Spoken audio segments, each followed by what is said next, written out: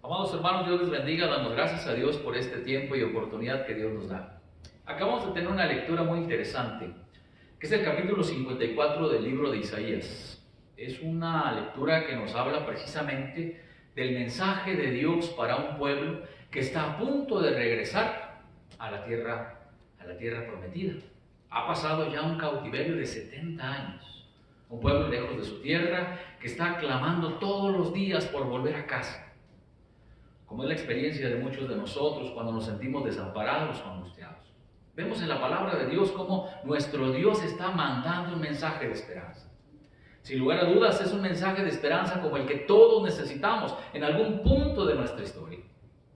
Todos somos conscientes, amados hermanos, de que algunas veces las cosas funcionan y ciertamente tienen que ver con nuestra vida, con nuestro corazón, con nuestras perspectivas, con nuestra expectativa, es decir, lo que anhelamos y lo que deseamos. Sin embargo, cuando las cosas por alguna razón no funcionan, como es el caso de este pueblo, que después de vivir un tiempo ciertamente distante de Dios, cometiendo pecado tras pecado, sobre todo, como dice la Biblia, el pecado de la idolatría, pero también quiero agregar algo, el pecado de la injusticia.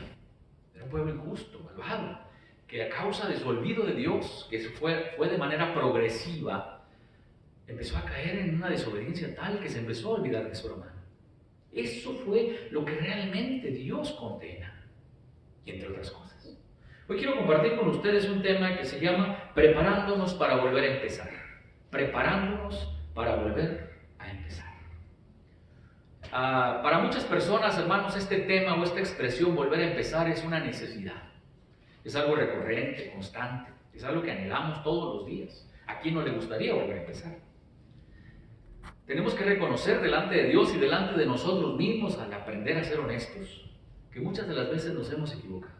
Hemos tomado decisiones o acciones que realmente no agradan a Dios y que a la distancia, después que las tomamos, cuando volteamos a ver hacia atrás, nos damos cuenta que tomamos decisiones equivocadas. Y tiene que ver con nuestra comunión con Dios. Vemos en esta historia la palabra de Dios con una serie de promesas. Regocíjate, dice el Señor. Lo leímos hace un instante. Regocíjate, tú que estabas estéril. Obviamente es un asímil o un comparativo acerca de la experiencia tan seca que estaba viviendo el pueblo de Dios, lejos, en un completo exilio. Como ahora lo vemos con los migrantes, ¿verdad? Que salen de su tierra y llegan a una tierra extraña, una tierra nueva, para que esa tierra se convierta en su nueva tierra. Pero ¿cómo cantar en tierra ajena?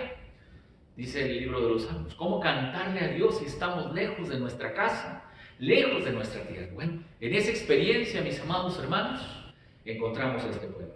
Sin embargo, aquí viene Dios. Dios participa, Dios irrumpe. La palabra irrumpir quiere decir llega de manera inesperada, de tal manera que viene a transformarlo todo. Dios aparece en escena y lo primero que dice es Jerusalén, dice la versión TLA, hermanos. Jerusalén, tú que nunca has sido madre ni has podido tener hijos, lanza gritos de alegría, entona alegres canciones, porque Dios dice, Jerusalén, mujer abandonada, tendrás más hijos que la mujer casada. En la versión 60 que usted y yo tenemos en nuestras manos, dice, regocíjate, oh estéril, la que no daba a luz, ahora tendrá muchos hijos. Y este símil, Dios compara al pueblo de Israel con una mujer que no puede tener hijos, que no puede tener la alegría de ser madre. Y le dice, ahora sí, por fin vas a poder vivir la alegría completa que tiene y que vive una mujer. ¿Y por qué tenemos que hablar de esto? ¿Y por qué usamos esta historia? Porque a los que les gusta la historia, un día como ayer, 12 de noviembre de 1651, nació una mujer muy importante en la historia de las letras hispanoamericanas. Una mujer llamada Sor Juana Inés de la Cruz, que seguramente muchos de ustedes conocen.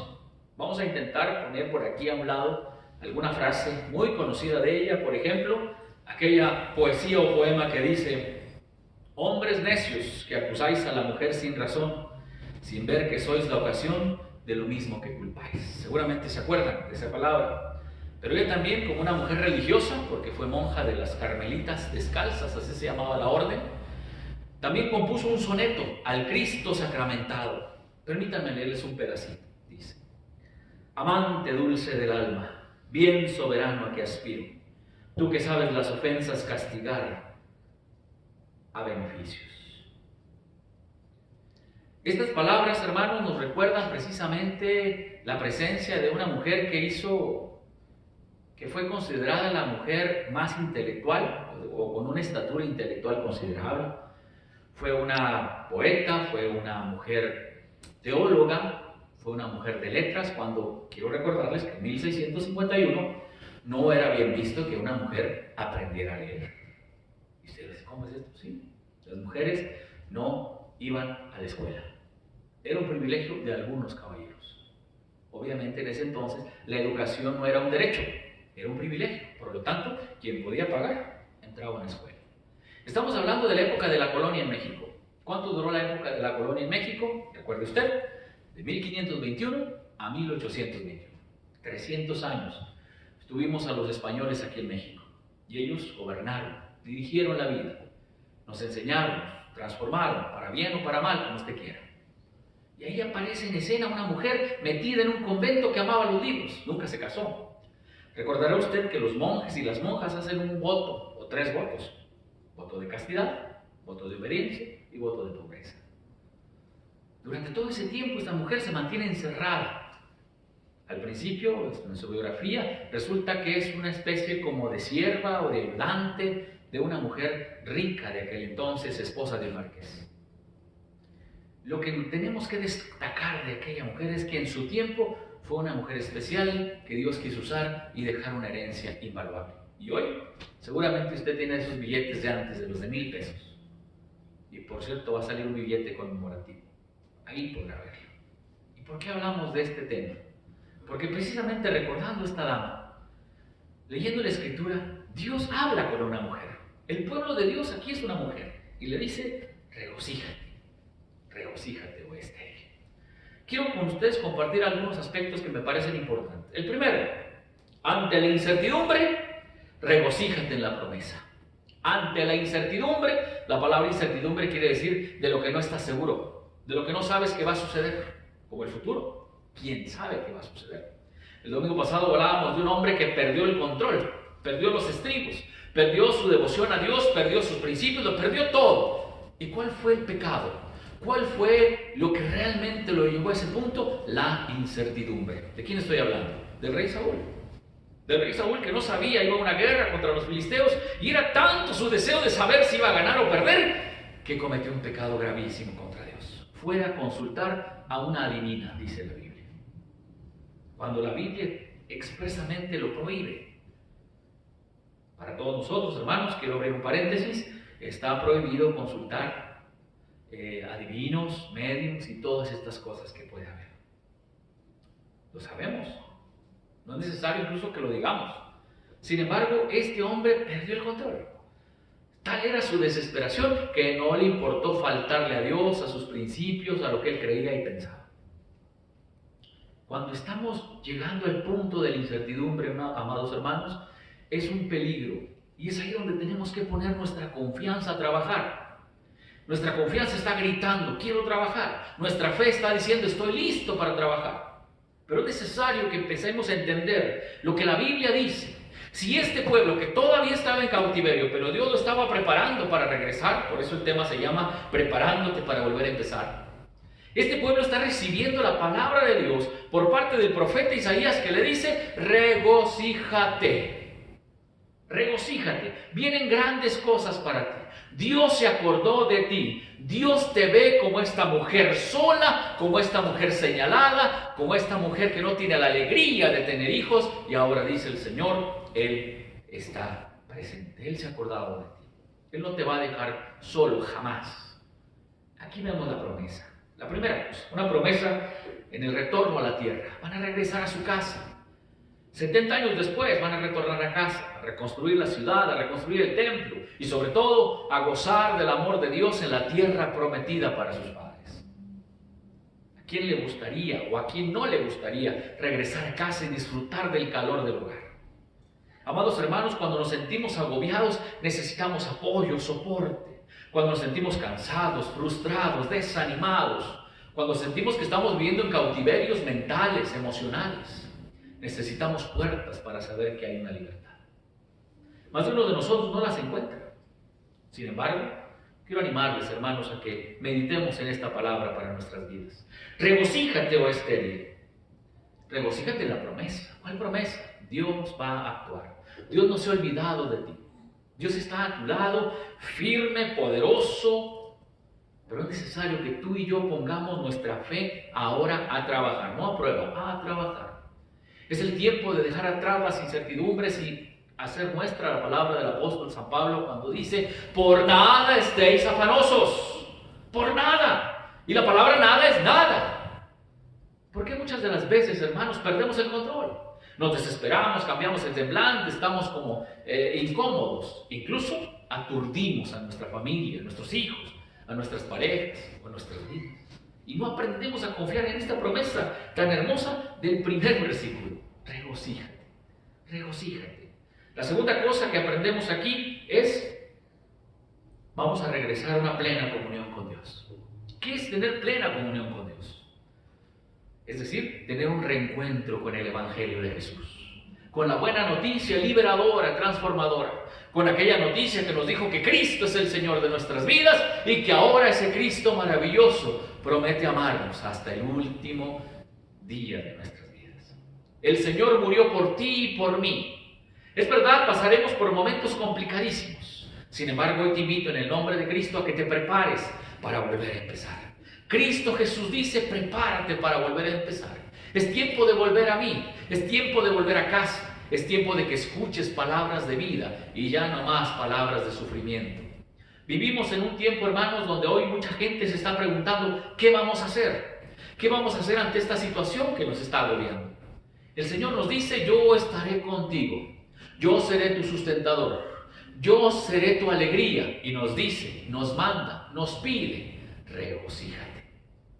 Y parece una locura, pero no lo es, porque el que sustenta la promesa es nuestro Dios. No tiene que ver con los factores afuera, no tiene que ver con las situaciones que estamos viviendo, sino tiene que ver única y exclusivamente con la promesa de Dios. Y si el Señor dice que habrá gozo, hermano amado, hermana amada, quiero decirte esto: si Él lo dice, es verdad, porque Dios todo lo que promete lo cumple. Hoy te invito en el amor de Cristo a que podamos regocijarnos juntos, a que podamos entender que este retorno a los pies de Jesús, a las promesas de Dios, a la compañía de Él, es algo que realmente motiva nuestras vidas. Es algo que realmente cambia todo nuestro pasado y cambia todo nuestro futuro. Incluso el Señor, aunque sabe que venimos caminando, arrastrándonos quizás, deshechos, partidos, el Señor nos restaura, nos renueva, porque nos ama y porque lo ha hecho a través de la cruz de Cristo. Jesús murió por nosotros y nos dio vida, y nos dio vida en abundancia. Créelo, confiésalo y confírmalo en tu vida. Dios te ama y por eso hoy te recuerdo algo que muchos quizás se han olvidado. Aprende a regocijarte en Dios. Deja las tristezas de lado. Seguramente no ha sido fácil, Dios lo sabe, pero el Señor ha prometido y por eso hoy te pido que te prepares para volver a empezar. Que Dios te bendiga. Damos gracias a Dios, hermanos, continuando con esta enseñanza del día de hoy, que espero yo que sea de bendición para sus vidas. Vivimos tiempos de cambio, vivimos tiempos de preguntas, vivimos tiempos especiales y para algunos quizás difíciles. No hay duda de ello. Al mirar el contexto en el que nos encontramos, las grandes preguntas que surgen es: ¿qué dice Dios? ¿Qué dice Dios ante todo esto? De tu vida y de la mía, de la situación que vivimos como mundo, como sociedad. Hoy que en este día hemos decidido retomar nuestras transmisiones vía video, internet, hermanos amados, hoy quiero invitarles en el amor de Cristo, como aprendíamos, a que nos regocijemos en Dios. Pero segundo, dice el mismo texto: ensancha, ensancha. Ante la estrechez de la vida, ensánchate. Y esto no tiene que ver con ninguna broma o algo por el estilo. El ensancharse en el contexto original en el cual se está diciendo tiene que ver precisamente con el mundo tan estrecho que viven los esclavos. Este pueblo había sido esclavo de los babilonios, ahora de los persas, y estaba a punto de ser repatriado. Vivió una estrechez económica, moral, espiritual, anímica. Estrechez implica estar reducido, estar limitado en muchos aspectos de su vida. Sin embargo, ahora Dios dice, ensánchate, es decir, abre, extiéndete. Incluso el mismo texto dice, abre, extiende las cortinas, alarga tus estacas. Habla acerca de nuestro Dios de la parte que viene. Dios está dispuesto a bendecirnos siempre y cuando pongamos nuestra confianza en Dios, en primer lugar. En segundo lugar, que aprendamos a escuchar su voz. Y en tercer lugar, mis amados hermanos, que seamos obedientes a Él. Nuestra confianza, escuchar su voz y practiquemos la obediencia. Hermanos amados, esto pareciera que es simple, es fácil. Sin embargo, muchos de nosotros nos hemos olvidado de Él. Estamos tan cargados, tan ocupados. Hoy les quiero invitar, en el amor de Jesús, a que vivamos esta promesa, la hagamos nuestra. Ensánchate, amplíate en el sentido bíblico. Después de un tiempo de estrechez, ahora Dios le está diciendo a la gente, haz más grande tu casa porque ahora te vas a llenar de hijos. Haz más grande tu casa porque ahora te vas a llenar tus despensas. Haz más grande tu casa porque ahora va a haber suficiente terreno para que puedas correr, jugar, cuando antes estabas esclavizado viviendo en un espacio limitado. Es una promesa de parte de Dios. Trasladándolo a un terreno emocional, espiritual, anímico. Más de una vez vivimos en estrecheces, hermanos, emocionales, en estrecheces espirituales, en estrecheces familiares y en cualquier tipo de estrechez. Y permíteme decirte esto, Dios dice, es tiempo de volver a casa. Es tiempo de volver a casa, es tiempo de volver a empezar. Recuerda el tema, preparándote para volver a empezar. Es un tiempo hermoso. Dios nos invita a experimentar la abundancia. La abundancia en el sentido ¿qué? En el sentido de lo que Dios da, en el sentido de la plenitud de Dios, en el sentido de la presencia de nuestro Dios. Yo te invito y te recuerdo que el Señor ha prometido estar contigo. Solamente tienes que confiar en su promesa. Lo aprendimos, número 1. Número 2, tenemos juntos que ser listos para poder escuchar su voz. Escucha su voz. Escucha esta voz. No es mi voz, es la voz de Dios para ti. Escucha su voz. Y tercero, pon tu fe a trabajar. Pon tu fe, sé obediente a Dios. Muchos de nosotros nos resistimos. Hablábamos de esta mujer que hacía un voto de obediencia, como monja. Y quizás nos va a parecer extraño, distante y en la historia, y quedó atrás, y podemos decir tantas cosas. Sin embargo, era una mujer que creía que su forma de adorar a Dios era siendo obediente a sus superiores. ¿Tú eres obediente? ¿Eres obediente a Dios? ¿Eres obediente a las personas mayores o superiores? ¿Eres obediente a tu jefe, a tu maestro? ¿Eres obediente o te cuesta trabajo someterte? Algunas de las veces tú podrás decir, son situaciones donde yo debo de reaccionar. Pero muchas de las veces no es así. Es un asunto de rebeldía. Hoy te invito en el nombre de Cristo a que no seamos rebeldes delante de Dios, a que confiemos en su promesa, a que escuchemos su voz y a que seamos obedientes a sus instrucciones. Si Dios dice regocíjate, regocíjate. Si Dios dice ensánchate, por favor, aprende que Dios tiene grandes cosas para ti. Y entre esos planes grandes tiene el que puedas extenderte. Extiende tu mirada, extiende tus sueños, extiende la manera en cómo quieres ahora vivir para Dios.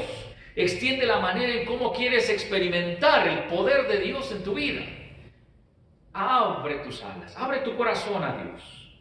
Señor, necesito. Muchas de las cosas que viven muchos hermanos es la opresión del alma, de la mente, del cuerpo. La opresión es terrible, como el buzo que se mete a profundidades. La presión del agua, que se conoce como presión barométrica, es tan grande que lo puede destruir. De la misma manera, cuando vivimos en situaciones límite, situaciones críticas, difíciles, complicadas, es una opresión tan difícil. A eso vino el Señor, a liberarnos. Pero tenemos que confiar en Él. A veces damos un paso, pero no estamos seguros. A veces nos es fácil escuchar lo que Dios dice, pero nos es difícil confiar en sus palabras. Hoy te pido que a través de la obediencia vivas la experiencia del poder y del amor de Dios.